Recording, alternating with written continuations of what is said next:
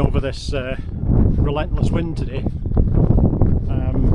It's the tail end of Storm Dave, but I have to say, it's, despite the wind, it's a glorious day. Anyway, I've decided to get up off my arse, dig out the camera, go for a walk and see what I can get in this glorious weather. There's not really an awful lot on being Easter, so I couldn't find any events or markets or anything. So I figure I'm just going to try the whole landscape wildlife kind of thing. It's not really my bag, but it's hard to turn it down in weather like this, isn't it? So anyway, that's me leaving the Marina. Log on. I'll be back on shortly. So just outside the Marina, and found a footpath, although it looks more like a bridleway given the Cuddy's footprints. If you don't know what a cuddy is, go look it up. It's a Scots word. Yeah, and it's glorious. It's nice and open, and the sun looks great on these trees that are just starting to bud.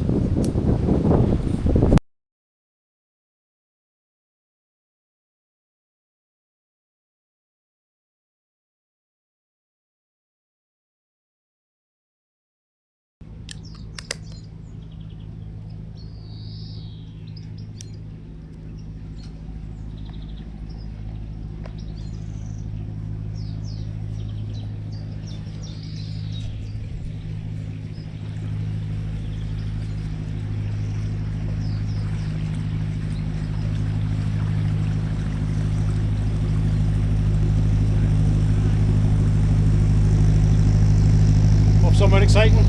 Sorry? Off somewhere exciting? No, back home. Alright. Hawkesbury Junction. Alright, not too far then.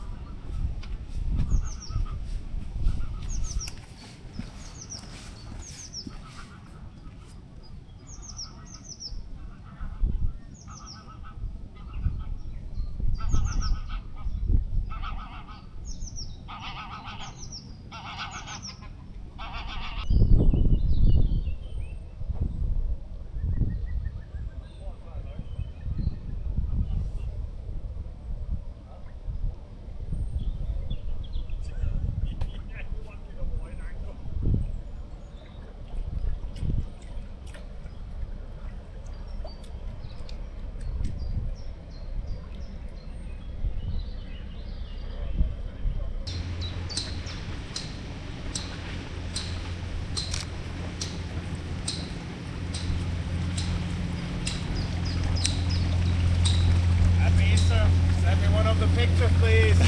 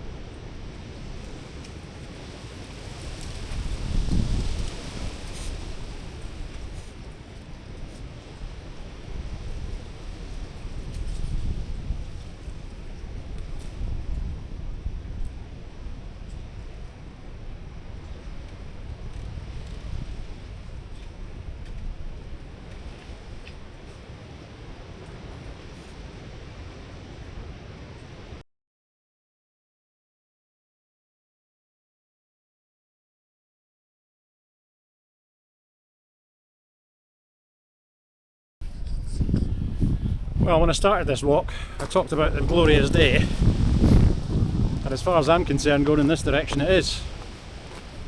But if you can see that dirty great cloud that was behind me and is rapidly becoming overhead, I suspect I might be getting a bit damp.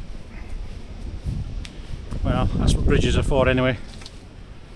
If it was in Glasgow, it'd be the Healingman's umbrella And again, if you don't get that reference, look it up. See you later.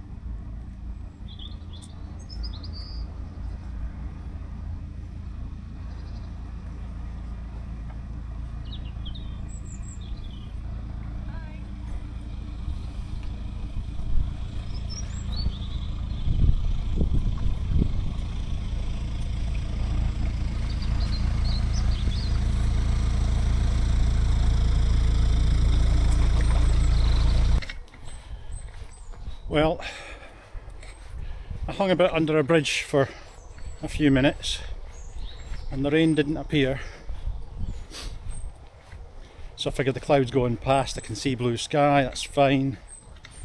So I started off again and I waited till I was just far enough away from the bridge I'd been hiding under and it started to rain, so I've just had to power on through.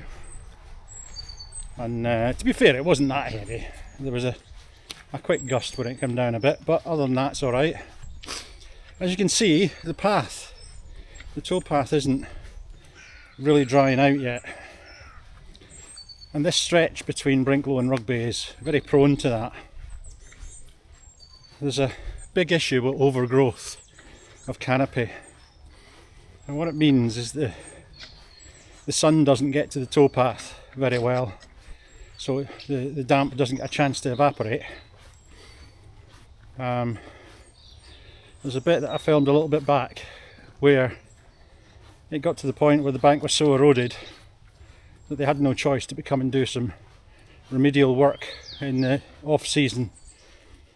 And they've patched it with concrete sandbags and then filled in with some gravel which they've extended off the towpath.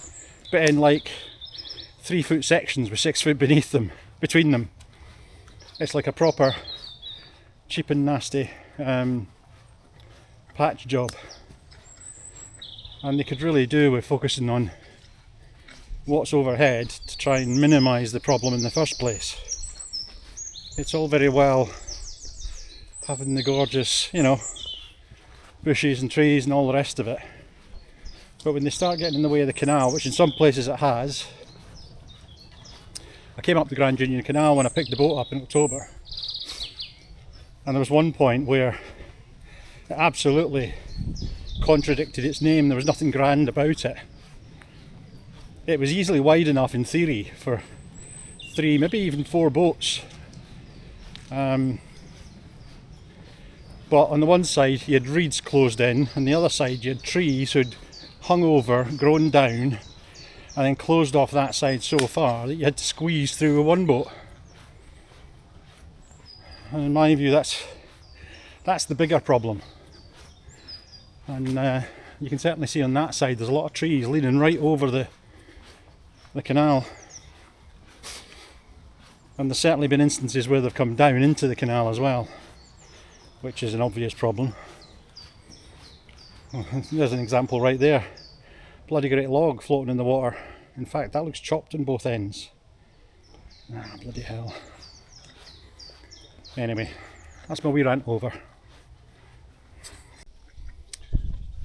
Right then, we're coming up to Armada Boat Hire, a nice little boat yard. And I owe them a vote of thanks. I told them this when I came past in October. They were working on a boat on the Hard. They have a YouTube channel, Rue and Jane Rue and Jane Armada, whatever it is. I'll put a link in the info. But yeah, they put a video out pretty much once a week of them lifting a boat out, doing an inspection, doing some maintenance, and generally blacken the boat. And I learnt an awful lot about the nature of a hull, what things were, what was important, what wasn't, in terms of wear and tear. And just watching them go through the process of blackening a boat was illustrative.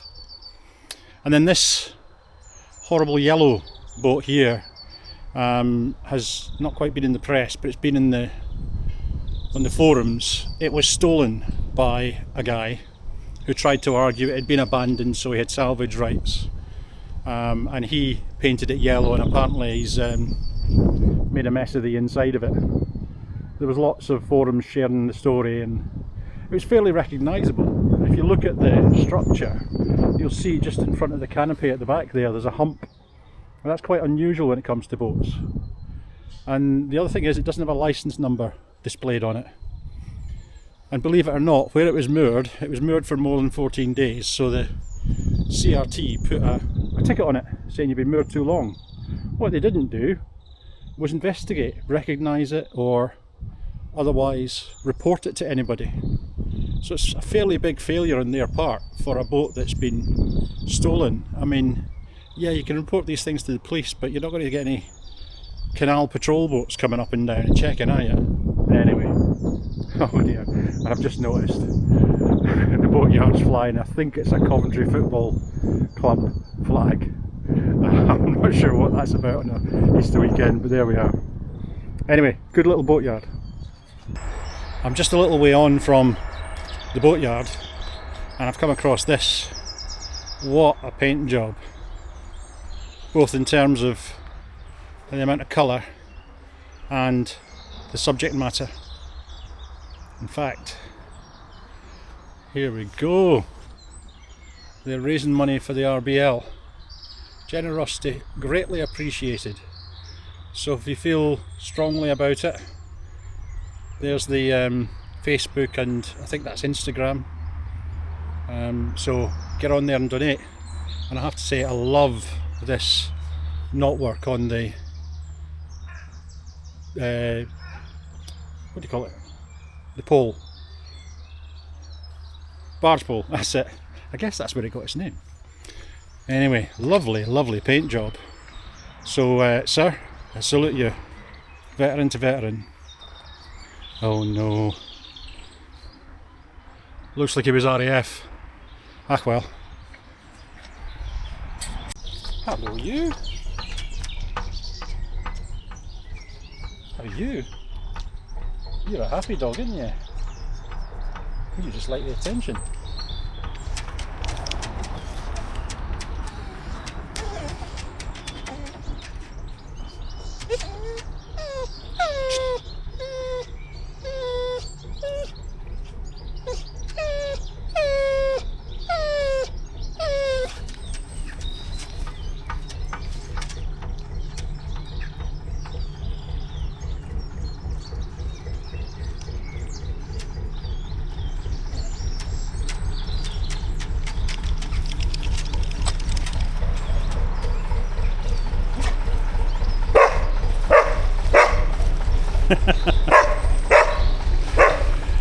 So I stopped to video that boat going by because it's a fairly traditional working looking boat. Could be a wolf in sheep's clothing kind of thing, because they often keep that shape at the front with the kind of pitch roof kind of shape, like the old days when they would cover their cargo, but actually have it as a living space inside. But more importantly, it was for the engines. I can't remember the name of them, but they tend to be the old kind of fairly original engines, and they've got this lovely pop, pop, pop, pop, pop, pop sound as they go by. And just as I put the camera down at the tail end of a boat, the boat dog came out to see me, a little spaniel, and he was terribly excited to get some love. And when I stepped back, you could probably hear him whining, and as I walked away, you can probably hear he was barking in the background as well. He was most upset that I didn't stay and play with him. But there we are, it's proven to be an interesting day. Well, it's raining again, and however we're coming up to some cover. It's not a bridge this time, it's Newbold Tunnel. It's not the longest tunnel in the world, it is only one boat wide, but you can see the other end from, well, one end from t'other. So you can see if there's a boat coming in and stop in time, etc. It was a relatively busy when I came through in October. Everybody dashing to get back to their home mooring before they closed for the winter. So there's a little bit of doubt in my mind about who was going to get there first. And I decided to beg forgiveness rather than seek permission and kept going. And as it turns out, I was going to get there first. So I don't know how much you'll be able to see of the inside. But you'll probably hear the audio change. And there's no light. By the time you get to the middle, seeing what your feet are doing is a bit of a challenge. But there's a nice wee footpath and a railing. I don't know if you can see it, but there's lots of stalactites hanging from the roof. I guess it's limestone getting washed through the brickwork. And I don't know when this was built, but the canals generally were what? 17s, 18s, 18 somethings. I must look that up actually. I'll maybe do that and put a little caption thingy in. Anyway, next stop, the Barley Mow, which is just round the corner. I've been walking far too long and it's time for a wee bit of refreshment.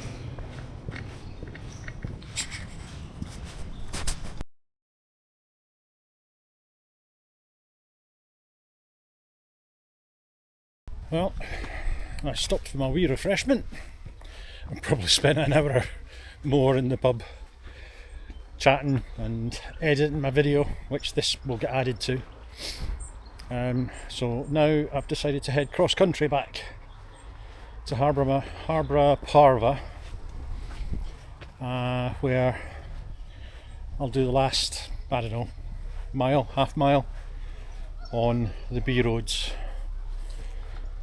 because there isn't a footpath that leads me directly there. So here we are on a canal bridge. Oh, check this out. I'm loving it. Barbecue on the towpath and fishing where I think that's what they call a carp rod. Just a big stick with a bit of string on the end. No reel. Quality stuff. Just thought I'd share a thought with you, assuming you can hear me over the wind now. I'm out of the cut of the canal. I feel a bit like I'm walking through a Microsoft screen background. Bright green grass and vivid blue sky with fluffy white clouds. So there we are, just a thought. But isn't Warwickshire a wonderful looking place? Not many hills to climb, but at my advanced stage of life that's not necessarily a bad thing. Anyway, there we are. I'm following sat-nav on a track, a footpath, public footpath, and behind me you can see there's no sign of it, but you know, it's fair enough. That's the crop's just starting to grow and none's developed yet. But there ain't no gap in this barbed wire fence, and that's the closest thing to a way through I can see, so I guess we're in for an adventure. I'll let you know how it goes. Good news is I managed to navigate my way over the barbed wire fence without leaving anything behind. Oh, fuck. Lots of thorns. Let's see where this goes. Oh man. I feel like I'm in something from Lord of the Rings, or if anybody's old enough to remember the movie Excalibur when Ron Moody played Merlin. something like that. Ah, a stile! Excellent. So, we made it. Now, where does the footpath go now?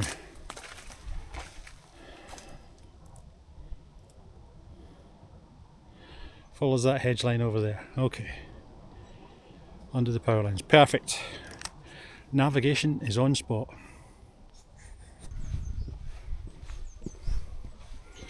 Well, I'm at Tuckey's Bridge and I'm hoping that there's a way in. Yes, the steps down to the canal. Gets me off the road and it's a wee bit straighter back to the marina, although it's kind of 6.5 a dozen. But it's always better to be in the countryside than on the tarmac. Whoa. My knees are feeling it a wee bit. And my hips have been feeling it a bit as well this afternoon. Muscular rather than anything dramatic. But let's face it, that's because I'm a fat lad and I'm sat on my arse most of the time. And if I'm honest, this today and a walk I did a couple of days ago is the start of an effort to try and improve that. I want to be a sprightly old man, not a fat old man. I was looking for another adjective there, but I couldn't find one. So yeah, there we go. Well, made it back. So I'm just trying to see where the boat is. I think I'm hiding it. There we are. Yeah, made it back, and I'm a bit tired, but it's been a good day. Nice and relaxed. Did about, oh, let me check, 10k? 10.4k exactly. There we go, that's more exercise than I've done in a wee while. But thanks for following along, and I hope you found it a wee bit interesting at least. Anyway, done for now.